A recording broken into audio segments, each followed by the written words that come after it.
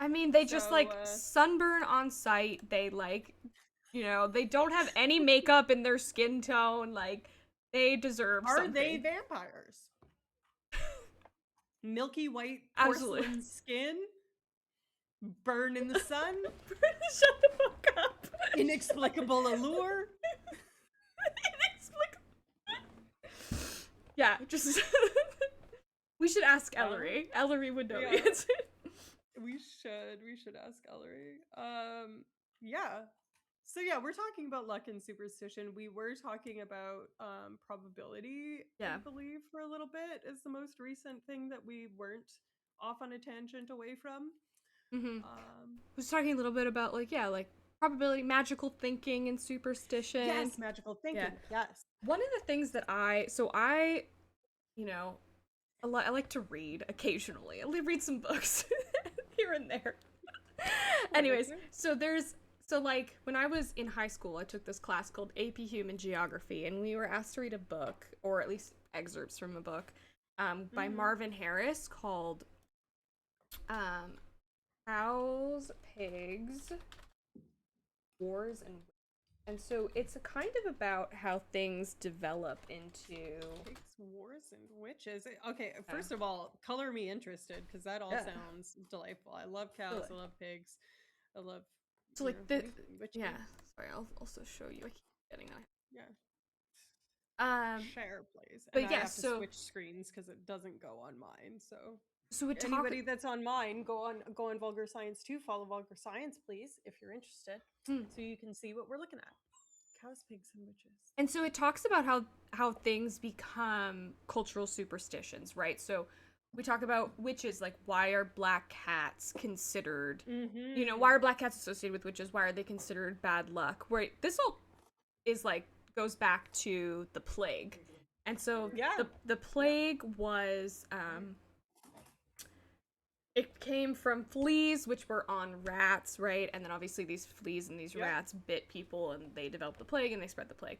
But Mm-hmm. older women or just like women living alone who had cats, these cats would like hunt rats, and it was common practice for like places of, like I don't know, the rat catcher cats is like a thing that you hear about in like medieval times. Mm-hmm. Like castles would employ them, etc. They didn't get wages; they just, I guess, Yeah. got food and housing. But they Mm-hmm. would like women that would have cats would not catch the plague, and then they were blamed for being witches. So this is how like cats, and black cats specifically, came to be associated with So it's sexism. witches. Of course, isn't it? It's misogyny. It's either It's misogyny always or capitalism. patriarchy or capitalism. Pick your Love that. poison, Love always. that. That's great. Um, and then this also talks about, really interesting when we talk about like cows and pigs. So, um, it talks about why like Judaism and Islam, which were derived from this like desert region in, Mm-hmm. obviously, which is now like the Israel Palestine area, but we'll say like Mesopotamia. Sure. Um, and it was economically inviable due to sort of the climate in that region to raise pigs for slaughter. So like cows Mm-hmm. were more common, goat, lamb, obviously as well. Yeah. But because it was so economically inviable, it almost became taboo. And that taboo Right. actually became part of the cultural aspects that influenced the religion. And so this, Like I mean, halal and kosher and halal stuff and like kosher, exactly. So, I mean, you don't have to that. take that as fact per se, but that is part of sort of the Supposed cultural yes. origins of it. And Yeah. so there's another example of this that I was reading about. There's a book called by Jonathan Haidt. Anyways, he used to be a professor at University of Virginia. Um, Okay. what was it called? It's Why Good People Disagree, something. The Righteous Mind is the name of the book. But essentially, one of the Mm-hmm. examples that this he gives about how cultural norms can kind of become very ideological. And so all of my Americans in the chat are about to be like, this is like, they're about to realize what I'm talking about. But he gives an example of a woman who has like an old American flag, and she's like, oh well, I need some rags for Washington, so she tears up this American flag and uses it for rags. And inherently it's a piece of cloth. Inherently there's nothing wrong with using this, but especially in the US, that's a cultural symbol, and it's Yeah. extreme. It's you know, uh idolized. It's iconography that has gone to a certain place that it's almost religious, our perception of this flag, right? We say Mhm. we say hello to the flag every morning in school, we pledge allegiance to the flag, etc. So you know I think most people who are American who would hear that story would have like a visceral reaction to being like, Aren't you what? not supposed to let the thing touch the floor? Yes, you're Which not is even very supposed to. much like, You're not even so supposed the to let it. flag can't touch the floor. Yeah, so I actually, in elementary school, like they pick different people every day to like put the flag up on the flagpole and like take it down and stuff. And part of this whole process that you That's learn a is lot that of rigmarole I don't for know. day to day. Like, Anyway, why are we doing that? Honey, come here. um, Anyways, continue. yeah. So, I mean, we were not allowed to let it touch the ground. There's like sort of all of it. There's all of this. I'm trying to like come up with the word. Idolatry is not the word I want to use, but like there's a lot of symbolism and importance around Right. this, and Reverence and whatnot. reverence I think is the word. And so it becomes almost, this cultural norm becomes sort of religious in a way. And so Right. like superstitions kind of become that as well, right? Like cultural superstitions can turn Right. into faith-based practices in at a personal level and then also at a cultural level. Yeah, totally. One of the books that I was looking at for my research talks about this like pattern detection, this phenomena where humans are predisposed to detect patterns even in completely random data. So like the phenomena of like finding if you look on ceilings that have the little like stucco stuff, it's very much like what a lot of us would have been raised with, and Mm-hmm. you can like see a little face or something like that, or you look at a wood grain and you see the outline of a dog, or anything like that, or even looking at clouds and seeing shapes. That ability to do that is known as apophilia, I believe. Let me make sure. Apophenia.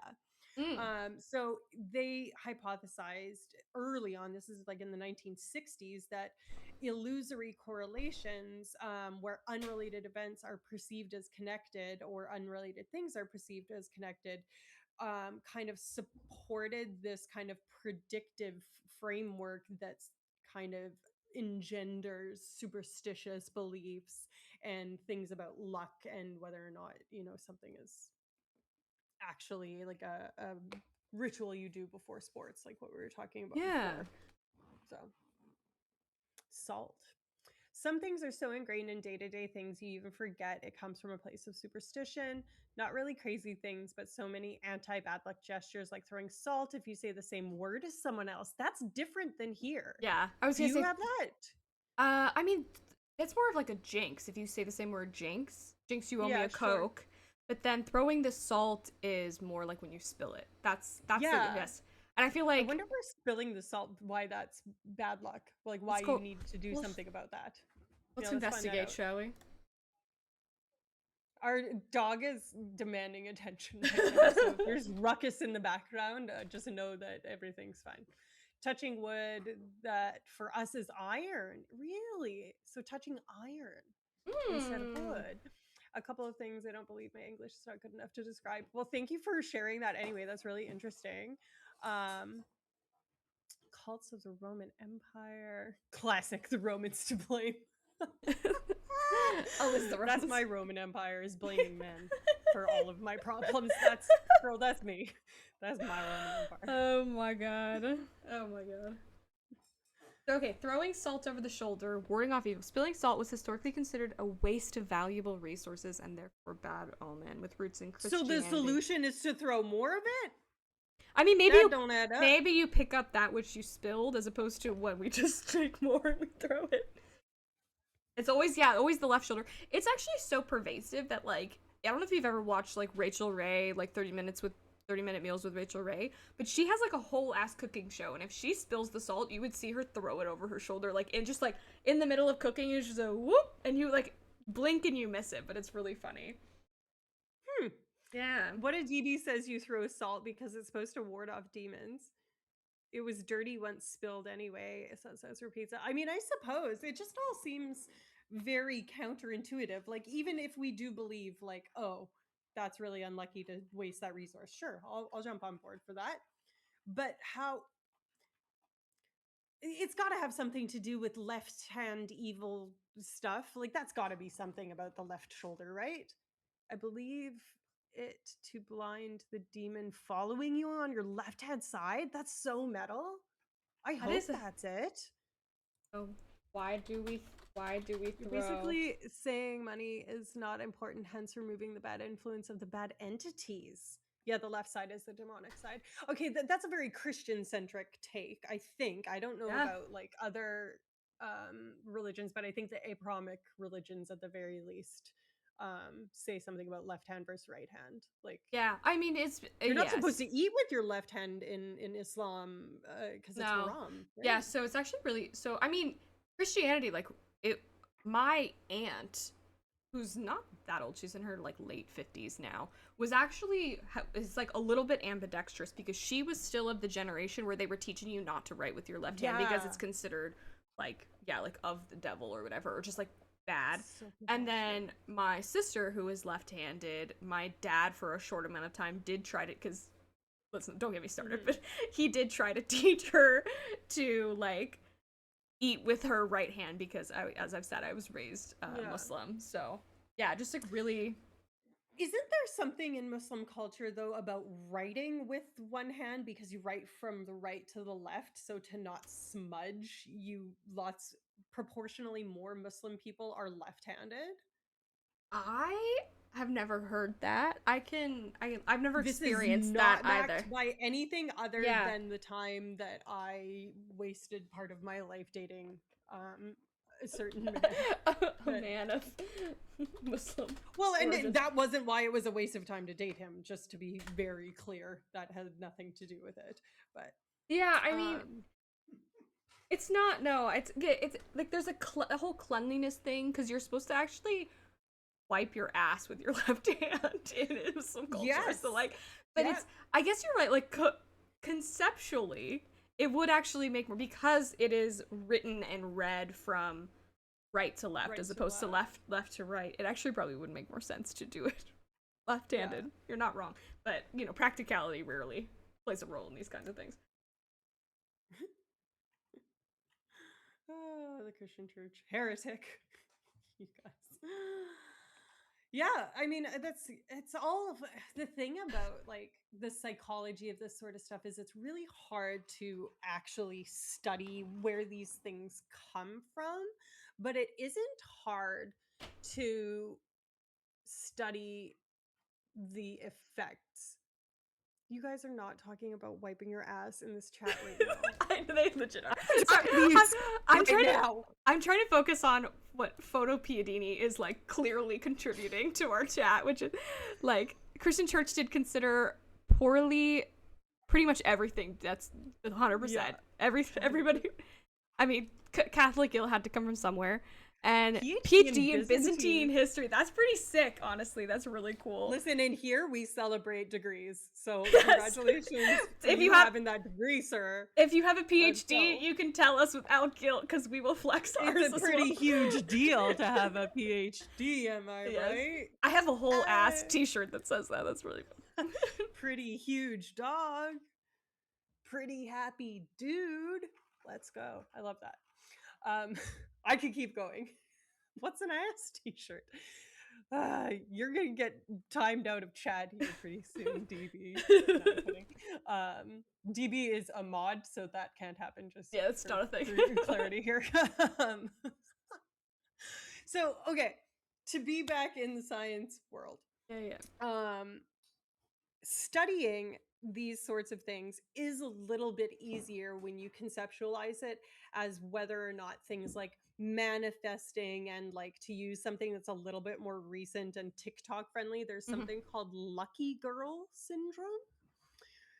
So Oh, hit me with it. Hit me with it. very privileged, pretty, TikTok girlies. Oh, so you mean like we're talking like Britney Spears' "Lucky Girl"? Like actually a little throwback. Oh, to- she's so lucky she's a so star. she's so lucky. She's exactly yes. But she cries. Her loneliness. It's killing her.